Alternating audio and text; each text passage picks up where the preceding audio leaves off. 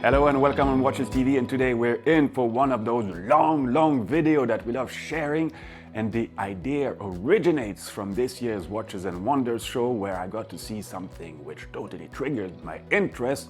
This was on the Lange Söhne booth, and while I was waiting to do my interview I was really intrigued by a table clock from the late 19th century which showed some evident signs of parallel design feature with the Lange watches as we know them today. And I'm of course talking about this large time indication window to be transposed in what would become a signature of the brand with its oversized date. So yes, that was the start of what we're about to uncover now, and thankfully we had the great opportunity of heading to the Saxonia region of Germany to know all about it, and we're very happy to take you along.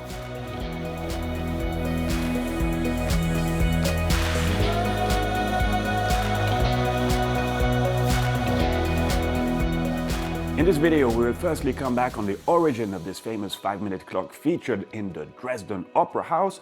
We will then head off to Glashütte to go over the main specificities of how the brand defined their collection with Mr. Tino Bob, director of the manufacturer, and we will see how they are organized with a tour of some departments.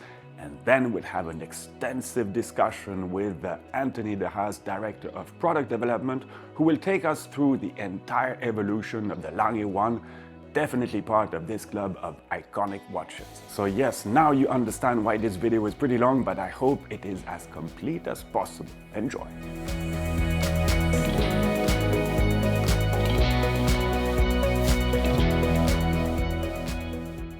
Can you tell us a little bit about the special relationship between Mr. Lange or the Lange family and Dresden? Oh, that is an interesting and obviously long story. And I think we are here at the right place to explain something about this relationship, because everything starts from my point of view with the clock. You can see here above the stage. This is what we call the 5-minute clock. And this clock was first assembled into the first opera house in 1841 and designed by a courtly clockmaker called Johann Friedrich Gutkäs. And this man was also the teacher and the father-in-law of Ferdinand Adolph Lange. And so a couple of years they worked together. We discovered the workshops, or the former positions of the workshops outside. And in 1845, Mr. Lange was going to Glashütte, which is a bigger village or a smaller city close to Dresden, and started with the manufacture of precise pocket watches and so on. And from this moment, I think we are related with the opera house to Glashütte, but in general, you can also say the city of Dresden, because we have also a scientific museum here, which is very close to the opera house, called the Royal Cabinet of Mathematical and Physical Instruments.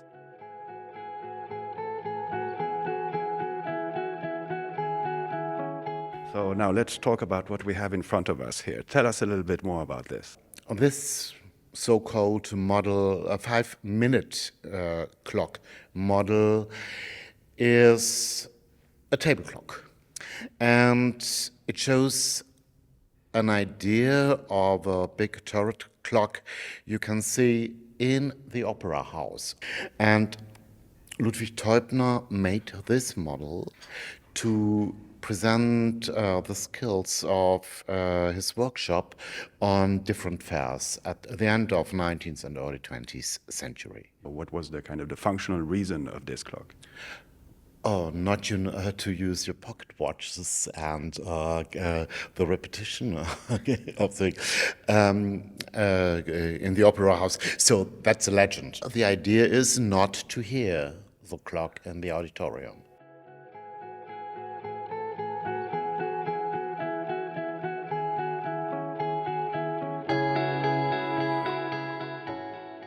So, how does it actually work? Eigentlich technisch ziemlich einfach. Es gibt einen Motor, der treibt über eine Welle ein Zahnrad an.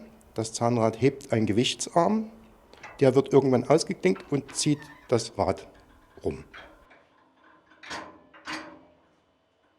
Today the energy source comes from electricity, but just wanted to mention that this old East German motor has never failed since going back into action some decades ago. Es gibt also auch Bremsen, die das Rad im richtigen Moment anhalten. Und es gibt ein Pendel, wo das anschlägt, damit das Rad nicht nachwippt. Also wo die Energie genommen wird. Das Minutenrad aller 5 Minuten in die eine Richtung. Wir sagen also, je nachdem von wo man guckt, von hier wäre es im Uhrzeigersinn. Und das Stundenrad aller 60 Minuten entgegengesetzt. Ist eine rein mechanische Angelegenheit, war früher schon so und ist so beibehalten worden.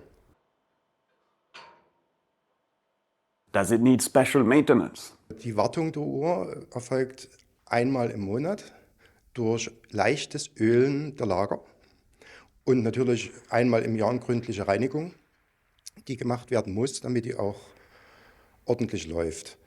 Das Hauptproblem ist das Wetter. Meistens bleibt sie im Frühjahr oder im Herbst mal stehen, wenn Wetterwechsel ist. Weil das Zusammenspiel zwischen den Gewichten und der Bremse ist ja, wie sagt man, diffizil. Dort muss man sehr genau einstellen, wie viel Gewicht, wie viel Bremse, damit die auch sauber läuft und nicht, ich sage mal jetzt, rumrattert und auch nicht hängen bleibt.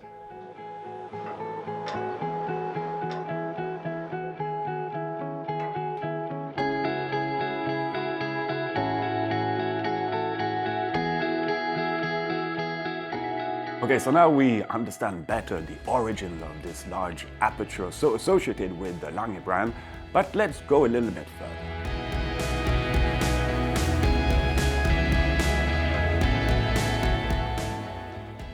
So despite having different collection, there's really a sense of coherence between the different products of Lange Söhne. Can you explain us a little bit about that?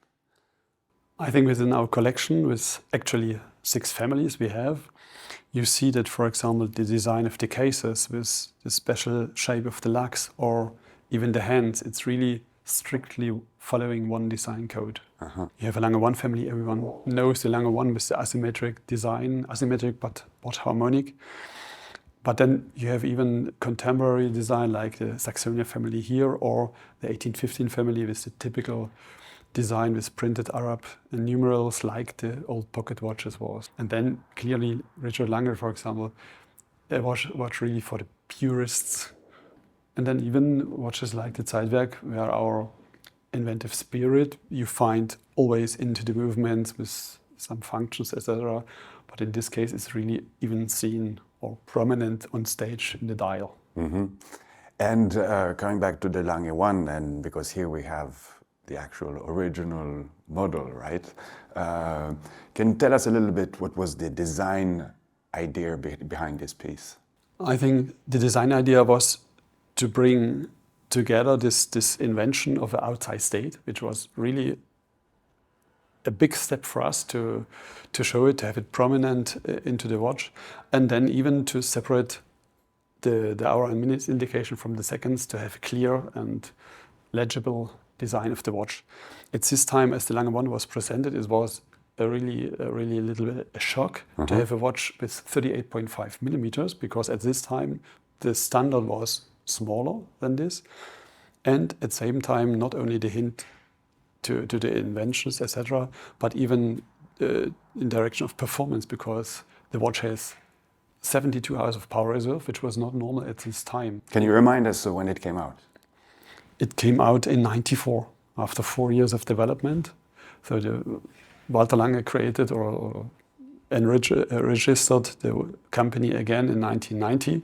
And after 4 long years of waiting, of preparing, of working hard, in '94, the first 4 watches were presented. And the prominent watch was the Lange 1. Yeah. And what things did you take from the Lange history into these new watches? I think even the inspiration for the outside state came from the Lange history, because Ferdinand Adolph Lange, together with his master watchmaker, where he did the apprenticeship, a good case, the 2 men together developed the famous clock into the Semperoper house. And it was clear the task there was not to disturb everything which is taking place on the scene, to be silent and clear visible and readable. And so I think it was the inspiration firstly for the outside state and later into our collection, even then for the Zeitwerk, for example, with the mechanical digital time indication. Yeah, but did you know from the start that this outside date would become such a famous signature of the brand? I think our two visionaries, Walter Lange and Günter Blümlein, they had already the feeling because 3 of these 4 watches they presented were equipped with the outside date. So it was at the same time, it was the Lange one, it was the Saxonia model, it was the Arcade model. They all had this outside date. So it was a real statement. Only the first tourbillon polymeride, because of the fact that it has Arab numerals and you could be confused because the date is printed with Arab numerals too. It has no outside date. Okay, so a real signature. I think they knew already, or at least they had a feeling it can be a good signature. Well, like you said, they had a vision. They had a vision, yeah.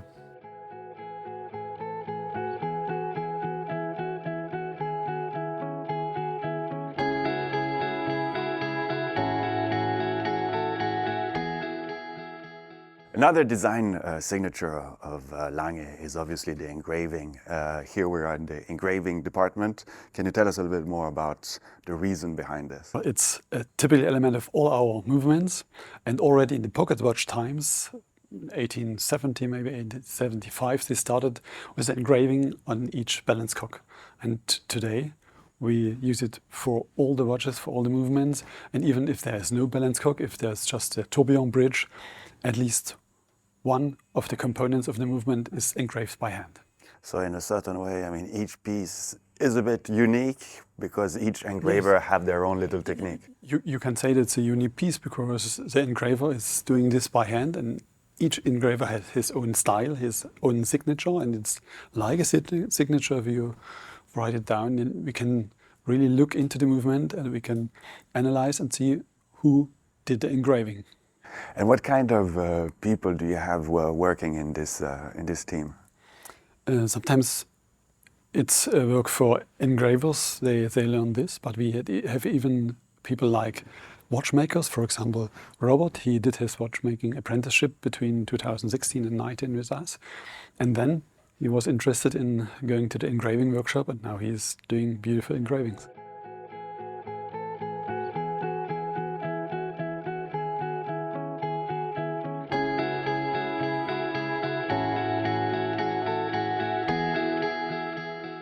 Tino, can you explain us a little bit where we are here? We are into the Lange 1 workshop, and as the name tells you, it's Lange 1 and Lange 1 moon phase, which is assembled here. It's very impressive to see how people realize this assembly, for example, for the outside state, because it's a very delicate thing. And at the same time, you can see here the second assembly, which is very special for Lange, that every movement is assembled at least twice, because we want to have really this perfection, this quality. And though the movement is assembled once again as a test for all the functionality of the movement with special screws, working screws. And just if the movement is perfectly doing the functions and all the things we expect, then there is a second assembly after having disassembled, having cleaned, and doing the last things for the finishing. Then there's the second assembly with the perfect blue screws, etc., to assure this quality. Every single watch goes through this process. Every single watch. It's clear for more complex watches you have at least assembled twice. So I think many brands are assembling chronographs or also difficult or complex watches 2, 3, 4 times to adjust sometimes functions, etc. But we are doing this for this perfection, even for the most simple watch with only 167 movement components, we are assembling twice to guarantee this precision and perfection. And beside the screws, are there other components that are, is there a difference between the testing components and the final components? The screws are changed, and for example, the plate for the wheels, the wheel plate, is just finished in between this. So it's unfinished for the first assembly, then given to the finishing to get the glassite stripes on it, and then brought back. Or sometimes even the gold chatons, they are polished a second time then to be perfect at the end.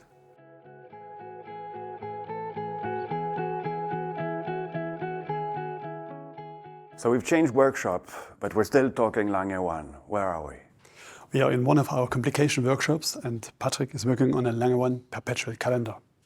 So this is where you assemble all the complicated watches. And as you know, our portfolio gets more and more complicated with nice complications, and one of that is Lange 1 perpetual calendar. And recently we just presented a new version with a beautiful black dial, and yeah, it's made here in this workshop.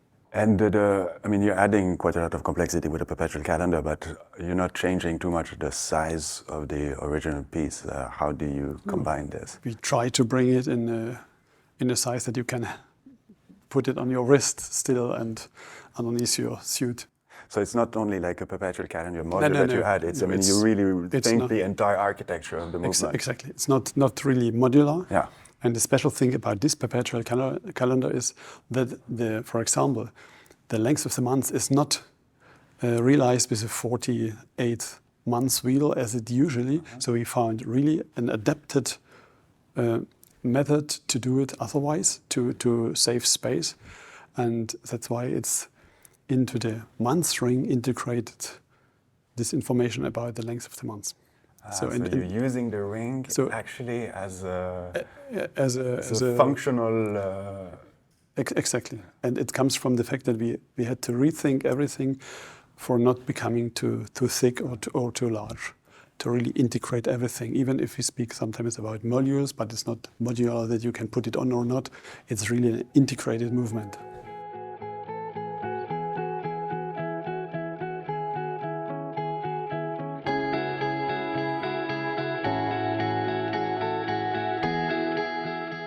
Well, now let's listen to Mr. De Haas, who will guide us through the entire Lange 1 story.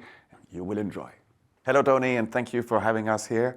And before diving into what we have in front of us and a little bit the history and evolution of the Lange 1, from the very start in '94, when you relaunched the brand and coming out with those 4 exceptional products, 3 out of 4 had an outsized date. So that meant that, I guess, it was something that would become a real true signature for the brand. Can you tell us a bit more about that? Although that was way before I arrived at Lange Söhne, I tried to get a real feedback about that to give you. Now, I think it was a very important thing, the outsized date. Of course, the link with the Semperoper building, the 5-minute clock was also the inspiration to do this.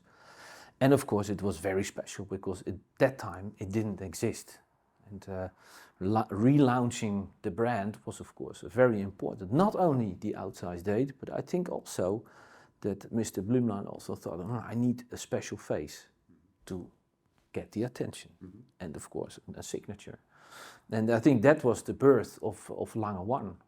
It goes so much in detail, not only the main dial, our minutes went to the left, and then in a perfect line, the outsized date, the power reserve indication, and the second hand. And you could draw a perfect triangle within the circle, but also the logo, the printing of the logo plays a role.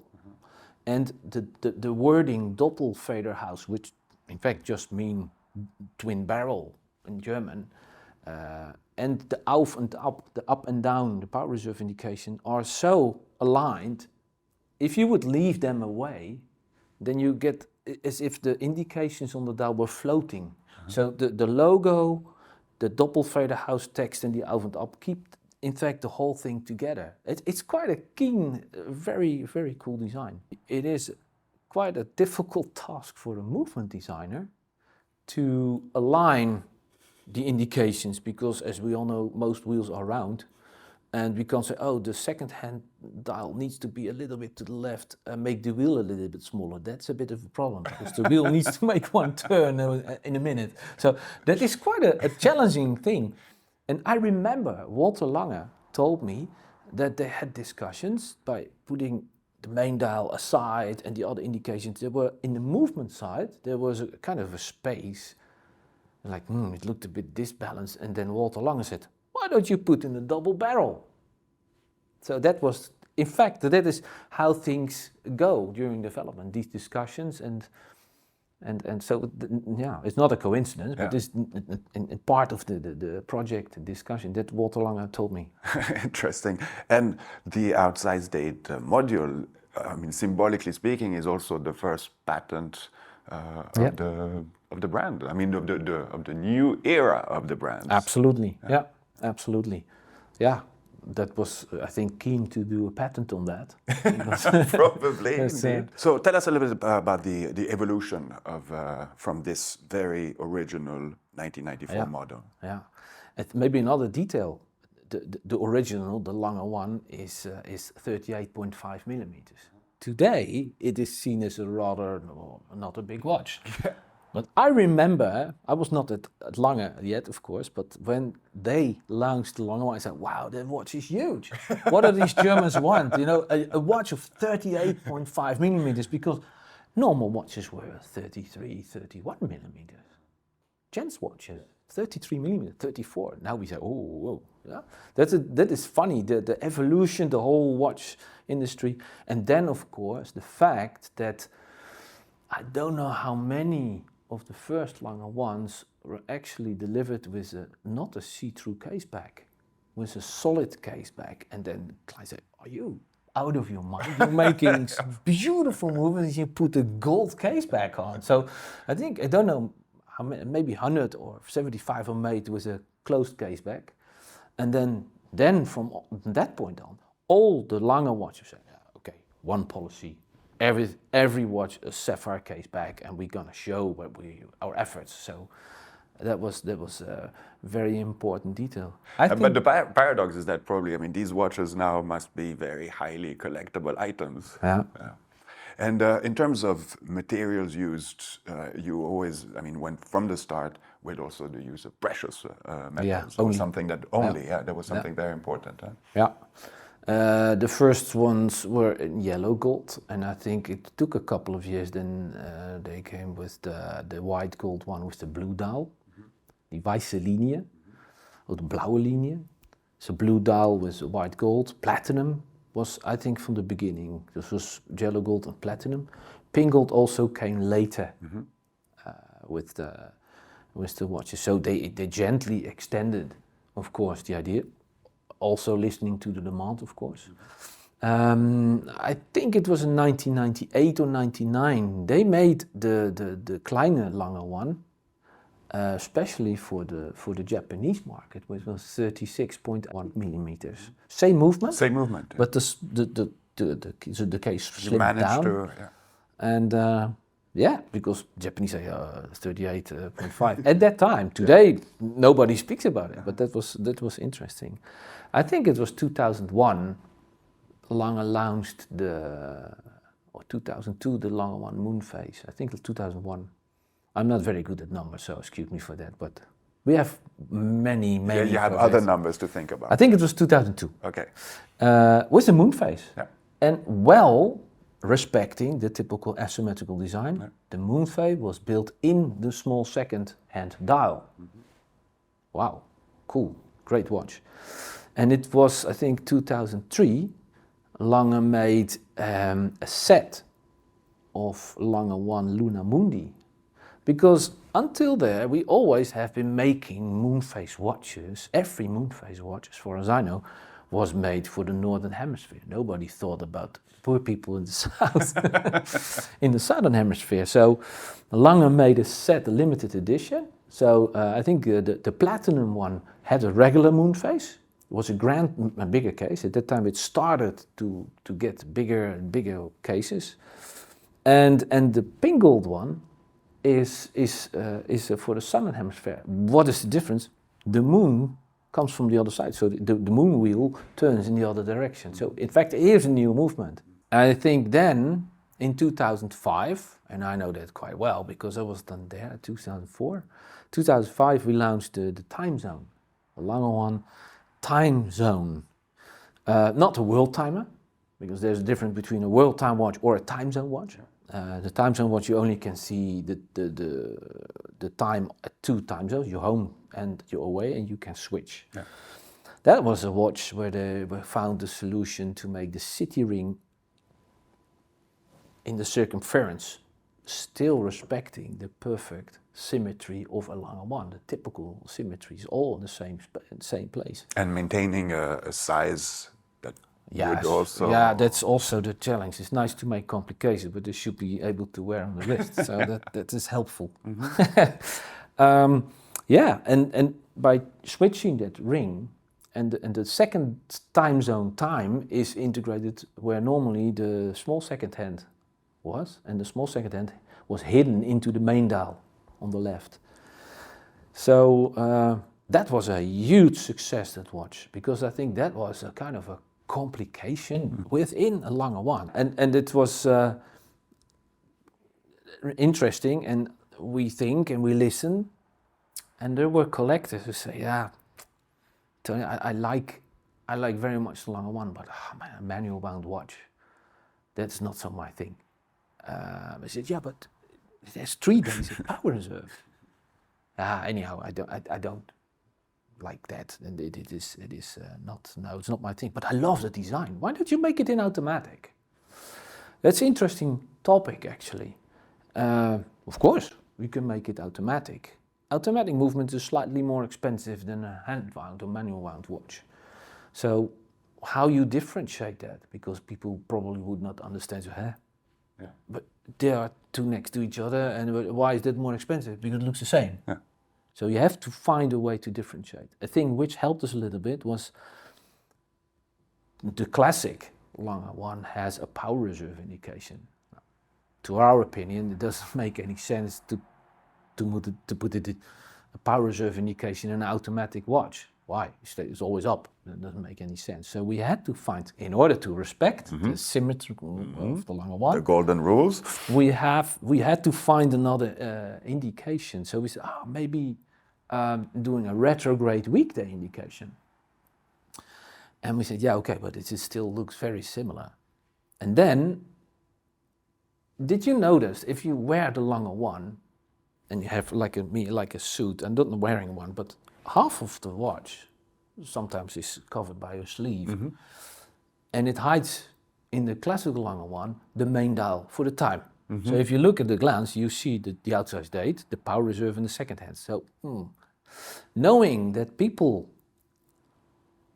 who say, I like an automatic watch, are more pragmatic, so they don't want to hustle, they want a beautiful watch with a beautiful design. We came to the idea, how about mirroring the typical Lange 1 design? So the connoisseurs, there's the main dial on the right, so this must be an automatic watch. So that's the cool thing, also for us, so the differentiating. And I have them here. That was the birth of Daymatic. We made it a millimeter bigger to get some space for the movement, and not because also some people talk about thickness of the watch. I love to talk about proportions of a watch. You always have the thickness towards the diameter. It's always a battle to find the optimized way. And at Lange, if a watch is big, it has a reason. Technically, a reason. We don't do that for fashion. So it's not 39.5, and it has the retrograde weekday indication. And the fun thing is, if you read, it's the main dial you see at the glance. So it's the automatic one. Actually, I love the automatic movement, the Daymatic, gorgeous rotor. It's very much inspired by the Lange-matic rotor with the platinum and the printed thing with the platinum outside. It's really beautiful. In fact, that is the reason why we never changed that rotor, although in the later executions of the Lange 1 Tourbillon perpetual calendar or the Lange 1 perpetual calendar, they have exactly the same rotor because we love that rotor so much. So that's a small detail. No, but it shows, I think, a little bit how things come together. Where do you find your ideas? Yeah, it must be quite a perfect mix between the information you get from the collectors, from the market, from our people in the market who are at the front line, and of course ideas and would it be great if? And that brings me to the next thing, because wow, the Daymatic, wait, we have the outside date, we have the weekday indication, and we know from the Lange 1 moon phase where to integrate the moon phase. Wait a moment, wow, we could make a calendar. How? Where do you leave the month? And even better, the leap year indication. Because That's the difference between an annual calendar or a full calendar or a perpetual calendar. So, and that was there's a certain amount of enthusiasm in the team. So, maybe we could do, and we did the ring with the time zone. You know, the cities, all the cities, and you click them and then it shows can't we put the months on? Yeah, it would be great, wow. And then, and pointing an arrow, a little applique and a little marker pointing at the actual months, and in that marker we put the number of the leap year. Wow. As always, the wish list is easy. How to realize is more difficult. The challenge with that watch was in the time zone. It's us pushing the energy and to move that city ring. If you have perpetual calendar, you can't ask the client once a month to put the thing. So it has the movement who has to find power to charging to be unloaded at exactly at midnight. And that was the burst. We have to go instantaneous. Yeah, well, we know with you guys it's always something important. Yeah. So we have a weekday indication that has to do tech. Yeah. We had to make click, and that is a 30 degrees angle for quite a heavy ring. Yes. So and we thought, wow, this is going to be complicated. Yeah, we have quite a big complication in the long arm. Yeah, do we have place for a tourbillon? Tourbillon. How can you put a tourbillon in a longer one? The typical design. Yeah. Put it on the back. Okay. Let's see. Yeah, but it's an automatic movement. You have the rotor and the tourbillon. So it's the wish list again. Wow, would it be great if so? And you could have stopped at the annual calendar. Yeah, we could have. Certainly. But that is not how we tick. But this is just the synergy. You talk and chat. Because I know we always can scale it down to make it an annual calendar. But the fun thing is to make it a perpetual calendar with a tourbillon. So that was the birth of the Lange one, perpetual tourbillon. It was quite a crazy story, and it's, you know, most of the times you have with perpetual calendars you work with modules and stuff. Yeah. Here it's impossible how to work with a module because you need to. And an interesting thing is that at midnight, everything, the moon phase, the weekday, the date, everything instantaneously. At the end of the month, also the month ring, and if necessary, of course, the disc underneath for the leap year. Yeah. So how to get that energy, for us, is even with a complication, a timekeeping is, of course, the main thing. We're never going to say, it's a complication, so timekeeping is not so important. It's strange, no? So we have two camps. One camp which is charging over not a steep way to get the point, the moment of drop that it has to switch. We have one camp for every 24 hours, okay. But we have one camp for the month which goes not over 24 hours, but even longer, but very gently it's get loading and then click. And that's only once a month. Yeah. How to solve these problems. And the tourbillon is completely integrated deep in the movement and is of course stoppable because this tourbillon has a second watch, so second hand, so it needs to be stopped. The fun thing, or a crazy thing, was actually that we launched the watch in 2012 and at the watch fair, and there was a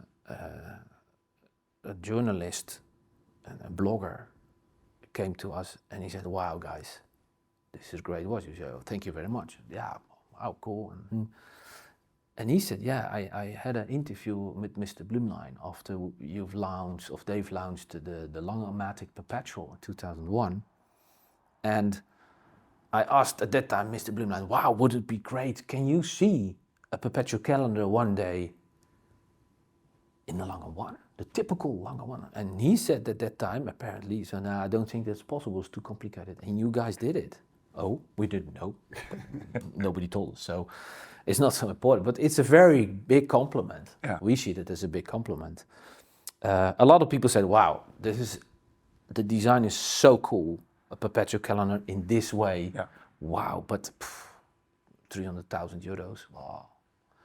And then years later, because we had such a success with the tourbillon version, and we don't build them so many because it's quite complicated. Yeah, a couple of years ago we launched the version without tourbillon. And again, not typical Lange, we take out the tourbillon and that's it. No, or we say, we take the deimatic movement and we just put a module on. That's impossible because that is not just a module. So we learned, we spoke with the teams who have been building the deimatic over years and the Lange 1 tourbillon perpetual calendar. We listened to our watchmakers because we may develop these things and test and homologate and all these things. But at the end, the guys in the production, the watchmakers, they are the real experts. So we always do with new projects. Mm-hmm. What can we learn from them? So again, and that was the birth of the Lange 1 perpetual calendar. Mm-hmm. And almost forgot the original, really. We celebrated the 20th anniversary in 2014. And in 2015, we came with the new Lange 1. Almost the same. Yeah. So now I'm starting to talk German to you. So we came in 2015 with the new generation Lange 1. Almost the same design. Never touch a winning team. But an entirely new movement. And some people said, why do you do that? Because the watch looks the same. See, yeah, but in these 20 years, we've learned. And we think we need to bring her up to the new standards without making the previous execution bad. Mm-hmm, of course, yeah. So, but that's always a kind of a complicated and challenge. I mean, just to stay true to the very first models and just adapt it a little bit ever so slightly without losing the soul of the product. Yeah. Design is very, very difficult for such projects because you want to renew, so it's really minimum. Here you see the two watches next to each other. The ouverture, how we call this, that is the dial opening, is slightly more, we call it more oxygen, slightly bigger. The size of the case is the same. But to give it more, and we had our own typography. The previous typography, it was based on Engravers MT, and in 2012 we had our own. Okay. We have the Lange Söhne font, which is a little bit refined. Yes. So this is printed. If you see them next to each other, oh wow, yeah, it looks sharper and different, but very minimal. Yes. In a different way. Yeah? Yes. So. But movement-wise then? Is completely different. A slightly bigger balance wheel. I asked the movement designers, I said, okay, if you would have to do a Lange 1 now, how would you do it? Oh, the balance wheel. Free-sprung hairspring. Yes, bigger balance wheel.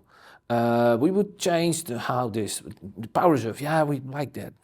And we try to integrate the instantaneously jumping outside date, which is a bit of a thing because it's complicated. It's more complicated, and you don't want to explode the price. Yeah. And many people asked after we have been doing the Lange-matic with this famous zero reset. You pull the crown, no matter where the second hand is, it jumps at zero, and you can adjust the time, and then it's just to ease out. Yeah. Why don't you do this in the Lange 1? Of course we can. The system is almost as complex as a kind of not a chronograph, but not far away. It would explode the price of the Lange 1, and people would not understand, well, but it looks the same. Why is this suddenly so more expensive? Yeah, but there is a system inside. That's it should be obvious that there is something in. Which is so that it makes it more complex and very expensive. And how do you see then the evolution of the Lange 1? Because I mean, you already have had quite a lot of nice executions, but Can you tease us maybe a little bit? So to answer your question, yes, we have ideas, as well aesthetically, but also technically. Although technically is not easy, but we take our time, and we have quite orders on the Lange 1 perpetual, so let us build them first before we gonna make many other things. But talking about it, it has become a real serious product family, and we celebrated that in, when was it? Was it 2019, 25 years? Mm-hmm. We had of each Lange model, 10 Lange models, we had a limited edition. It was quite crazy, we're not gonna do that again. This is 25 pieces each, and for the Lange 1 we had, I think, 250 or something, normal Lange 1, so crazy with the blue dial. But that made it, if you look then at the collection before you launch, then becomes clear, wow, quite a job, quite an achievement, because we had the Lange 1 tourbillon we didn't speak about, we don't have it here, in 2000, the 100 years tourbillon, inspired by a pocket watch launched from Lange Söhne in 1900. So in 2000, Blumler said, this is the new version of the tourbillon watch. We made other executions, colors, although we are not so in colors and stuff, because I think our opinion is that, which really comes from here, from the people in Glashütte, we know that our watches cost a little bit of money. They are quite expensive. Mm-hmm. So people who are willing to pay that amount for our beautiful watches, they better have a long period of joy. So we try, that's also one of the reasons why we try to make a timeless design and not jump into trends or fancy or fashion or stuff like that. It is not Lange. But one execution that was, I think, interesting was the Lumen version. Yeah. It was a bit seriously different. Yeah, the Lumen was actually, as a developer, I try to think or to create at least fields, because I don't see us as a developer like just products development, but there's also people development and skills development and know-how. And it was again a kind of a logical thinking, coincidence,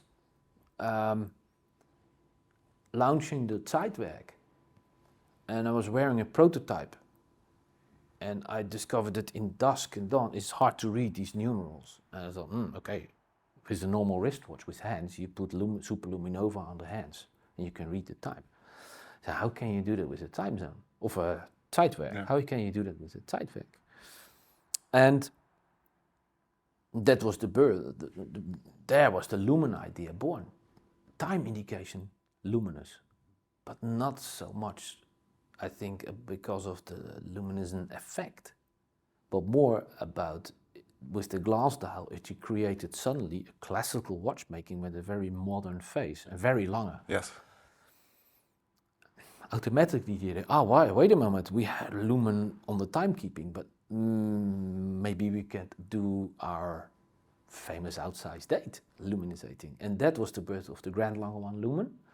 And then you go, wait a moment, we have a Grand Lange 1 moon phase. Can't we make the moon phase glowing? Yeah, Grand Lange 1 moon phase. And then we did the datograph. And then we did, again, I think in a typical Lange way, the Zeitwerk Lumen, but then in honeygold. We could have taken the old movement and put it in and just do another round with honeygold. No, we had a new generation of Zeitwerk ready with double the power reserve, with extra push button for the hours. And we thought that it's a nice surprise for collectors. If they would see, oh, there's a honeygold Lumen. There's something different, there's a pusher. It's always the element of surprise. Mm-hmm. It's a bit of a fun part for us. We try to create more often a year Christmas for the collector. Well, I like the way you make your life probably a bit more complicated. Yes, it could be. But well, thank you very much for walking us through all those explanations and having us here. Thank you so much. Thank you. As always, a pleasure. Well, I hope you enjoyed this video and that there are no more secrets for you regarding the inception of this oversized date feature and the evolution of the Lange 1. So thanks for watching. Thanks for Lange Söhne for greeting us in such great conditions. See you real soon and viva watchmaking! Bye.